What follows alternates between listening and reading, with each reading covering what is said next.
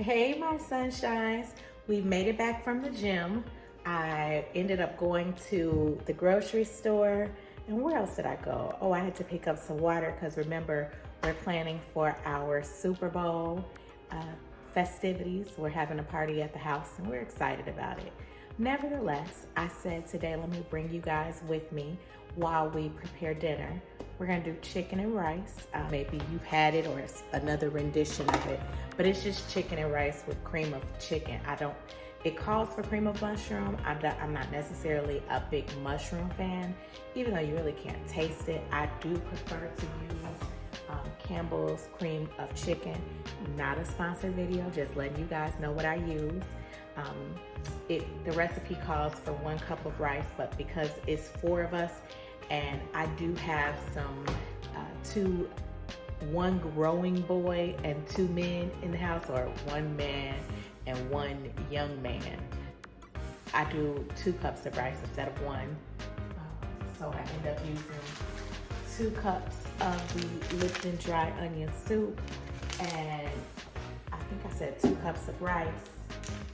Usually it's like 6 to 8 pieces of chicken, but of course I have to double that because it's a dish that it tastes good on day 1, but it tastes just as good when warmed up. So if I have a little extra for someone to warm some up later, so be it. Once it really sets in that soup and that seasoning and that flavor, it really does bring out a great taste. I season the meat with the chicken as you know, like you would normally season your chicken. Put it over that rice, mix up my Lipton onion soup, my cream of chicken soup, and some water in a bowl, and then pour that over. Cover the pan up real good and let it cook for a couple hours so that meat is tender, that rice is cooked. It's a really great dish. It's almost like a chicken and rice and gravy dish in one. And I usually pair it with some type of vegetable. So either I'm gonna do some string beans or some broccoli, but I'll have some form of a green vegetable with this particular dish. And some people, like my parents, they love to add sweet potatoes with it. I don't feel like it. I don't feel like peeling no potatoes today. I don't feel like it. So today they're gonna have chicken, rice, and a vegetable. Sounds like a great balanced meal to me. Nevertheless, what are you guys up to today? I decided to get chit chat while I was starting to cook, just to kind of tell you guys. I told you guys about my story, and I wanted to go into further detail on dating, right? Dating in our older years. How old was I? 26 or 27, and I know that sounds young, but remember I was a very mature 27-year-old when I met my husband. So I know I can't even believe I just said dated in our older years, and I met him when I was 26, and I said that was older. But for me, I had lived a lot of experiences. Remember, I had married, I had a baby, I had owned a house, sold a house, looking for another house. So I had a lot of wisdom at such a very young age.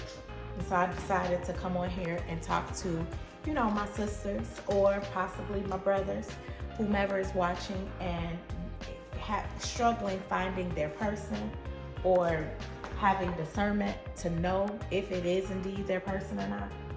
And all I can say is, you don't have to force a square into a circle. The red flags are non-existent. I'm moving you guys over so I can go to the sink and begin to clean out this chicken. Red flags are non-existent. Just all together, it's gonna feel, when you meet your person, it's gonna feel much different than what you've probably ever experienced in life. It's just something internally innate in you that clicks, and like, this is the one. And it might feel a little scary, because it's something new. It's something you haven't explored. It's a feeling that hasn't ever been ignited. internally. But when I met Ontario, I told you it was a rough day. And if you haven't watched that video, go back and watch that video. But it was just a rough day. And he had grace for me even through that. And I really think what sparked his interest on me is not that I was being the nicest person, but that I was a challenge for him. So I say to my sisters, I say to my brother, you don't have to be mean, but present some form of challenge. You don't want to come off so easy, so accessible. Men like, or women, they like a little bit of a challenge. It's a healthy challenge. Y'all, I'm editing this video, and I had to just drop in and say, I cannot believe that water still running. Help me, help me. We were drawn and attracted to one another. By me presenting a bit of a challenge to him, it made him come a little stronger toward me. And that, for me, was something that I connected with, because it's like mouse chased the cat, or cat chased the mouse. You know me with my lingo. It felt good to be wanted. It felt good to be desired, and to be aware of what his intentions were. He was very intentional in dating me. He let me know in the beginning what he was looking for. We discussed. I put it all out, laid it all out on the table, because I came with baggage. And he was well aware of what my baggage looked like. And that did not scare him off. So ladies, if you have some baggage, admit your baggage. Present yourself when you feel like this could be the one. Put it all out on the table. Let him make a decision on if or her, if that is something he chooses to deal with and accept. And it's not that I'm dealing with it because I'm going to marry you. It's, do I want to date someone that has this baggage with him? So he was well aware of the challenges that I faced in my life, and that didn't scare him off. So I say this to say, if you have some things, you have children, maybe you've been married before, don't let that be a deterring factor on making you believe that you're not worthy. Because for the right person, those are just minor hiccups. They can love you through those things, right? They can love you through the scars for the right person, right? And I every day, even when we have our disagreements, or even when I don't like what he's doing at that moment, my love for him is indefinite. My love for him is enormous. I've never felt love like this before. And even when I want to be mad, I can't be mad, because that's my dog. That's my best person.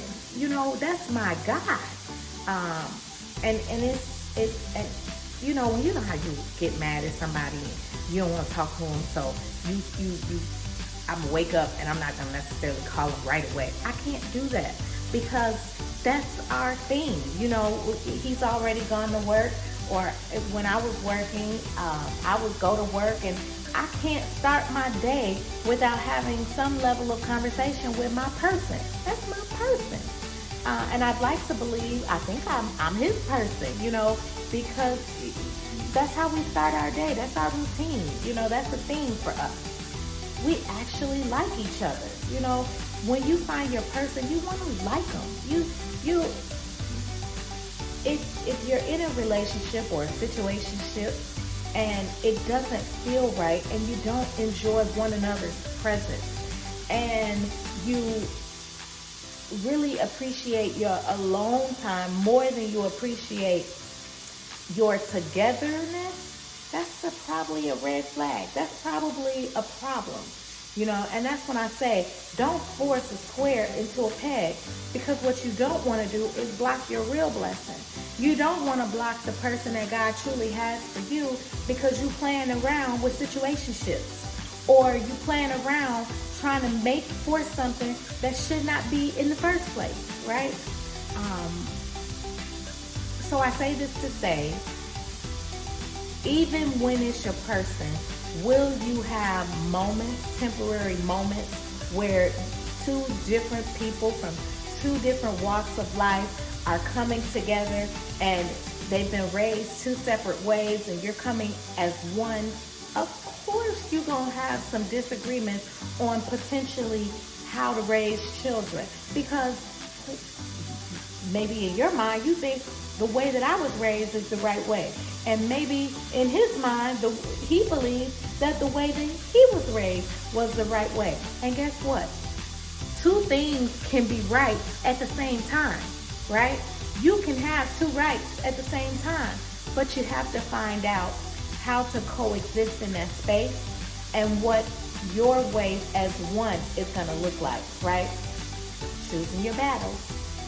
And let me get back on track in saying, don't think, I know, I'm all over the place, roll with me, rock with me, in believing that your damage is too much to bear for your person, because that's not the case. Now, I'm not saying you don't have to work on self, because we all require, just like we pour into other things, we pour into our jobs, we pour into our children, you have to pour into self, because you have to bring something to the table. You can't just bring damage. You can't just bring your story. You have to show up as self. And you have to bring something to fill their cup. Man or woman, you got to fill up. Just like you are working to fill your cup, you also have to work on filling your mate's cup, And the same should be true at the same time. They should be working on filling their cup and your cup as well. That's a part of unifying. That's a part of becoming one, right? I say this to say, though, no matter how old you are, what you've gone through in life, the person that God has out there for you, it's never too late for them to show up, right? And it's never too late for you to experience true love. Hold on, I gotta go check on that. I gotta go get that meat, because I'm not cleaning right now. I'm talking. But remain hopeful, remain positive. Let me move this out the way. Remain hopeful, stay positive, stay encouraged. Believe that what God has for me, it is for me.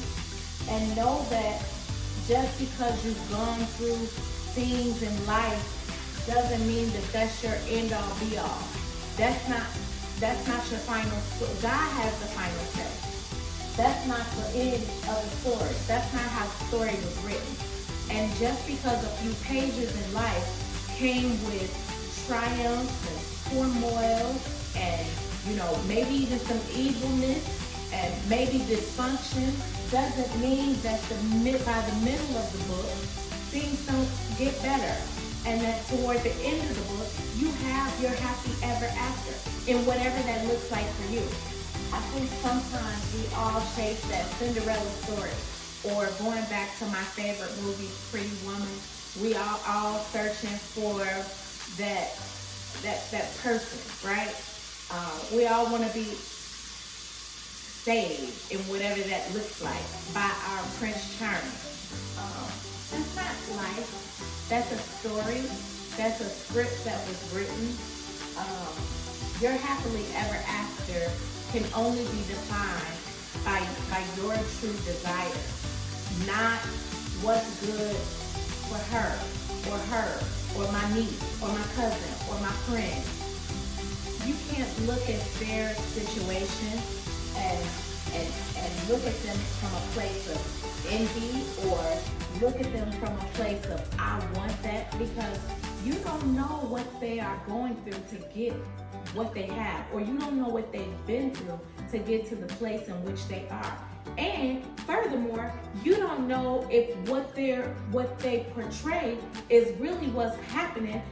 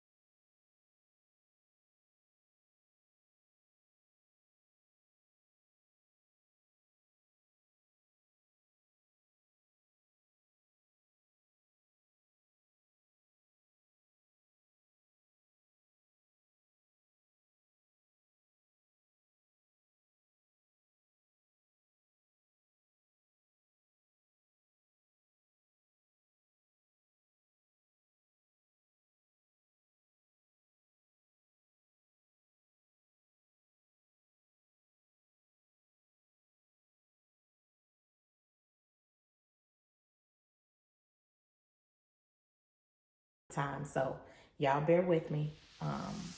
That was something that was heavy on my heart, obviously, at that moment. And so we had to talk about it. But I say this to say, my people, there is always love out there. And there is someone, your person is out there probably thinking the same thing that you're thinking. But be patient, work on you, have something to bring to the table, right? And God will move mountains where you may not feel like there's hope, and your patience is running thin. God is still in control, and He's still making a way out of no way. So just keep the faith, keep believing, keep working on you, and let Him prove Himself to be who He is, because that's who He has been, that's who He will continue to be, and that's why we love Him, because He's an on-time God. Yes, He is. Nevertheless, let me get back over here to this chicken. Let me go clean this chicken. Today, we have, what's today? Today is Thursday. Yesterday, I just want to send some prayers up to all the families involved in the plane crash, the American Airlines plane crash that happened in Washington. It's so sad, so sad.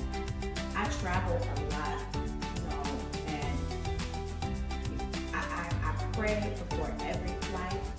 I pray and thank God when we get off the flight. But it's a thing, even though plane crashes are very rare, when they do happen, they're catastrophic. Unlike a car crash, you can have a minor fender bender, and 9 times out of 10, most people are going to walk away, and you may be injured, but you can walk away.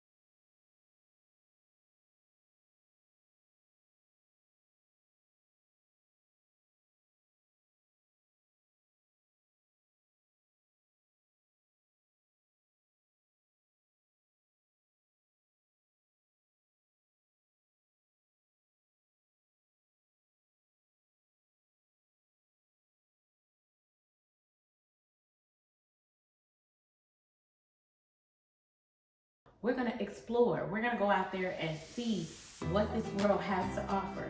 And they not being fearful and willing to travel with us. So I love it when we go on our annual New Year's Eve trips. And I think I'm going to make a video of that. We've been doing this now for 10 years. It's usually at least 20 of us. This past year, January or December 2024 into 2025, we had 34 of us. So this was the largest year we've had. We typically spend a few days in whatever city we port from, and then we do a week cruise that usually goes over the new year. It's so amazing. It's so amazing because I have majority of the people that mean anything and everything to me with me, we are bringing in our new year together in a very fun, relaxed setting, usually a very warm climate. And it's what those hard days when you're working hard and you're doing everything that you have to do and you're paying those bills, it makes those days worth it because you know you have something to look forward to. I love that my children and my nieces and nephews and little cousins, you know, they're exposing their children to travel, and they're exposing, when you can show the child what is in their history books and then they get to read it in class, it brings it to life. It makes it more realistic. And when you go to certain, third world countries and you see the devastation and you see the financial restraints on these countries, it gives you some level of humbleness and appreciation for where you live, for what you have, for your family dynamic. And although some of these countries that we go to are poor and these families live in, almost what you would consider like shacks, one thing for certain is that the love that they have for one another and raising their children is undeniable. Mothers speak the same language. Fathers speak the same language. Meaning we all want what's best for our children. And no matter how much money you have or the lack thereof, what your desires for your children, they look the same. It's just how you get to your destination. Well, that is the part that's different. So if you haven't already, plan your next trip, plan your travel. And don't just, to my parents, don't just plan the trip for you and your hubby or you and your man. Bring the kids. You would be amazed at how much they get out of it. I don't just, my husband and I typically take one trip a year without the kids. But other than that, we bring them with us. We've taken them to, and this is not to brag. This is just to help you see that it's okay to take that trip and bring your babies with you. No matter how young they are, they'll never forget the experience that you've given them. So we've traveled to Europe by way of Greece, Italy, Paris. We've gone to Dubai, which was simply amazing. Oh, amazing. Thailand, Bali, so Southeast Asia. When I tell you, it is so much more world out there for us to see and get to and explore beyond the Caribbean, beyond Mexico.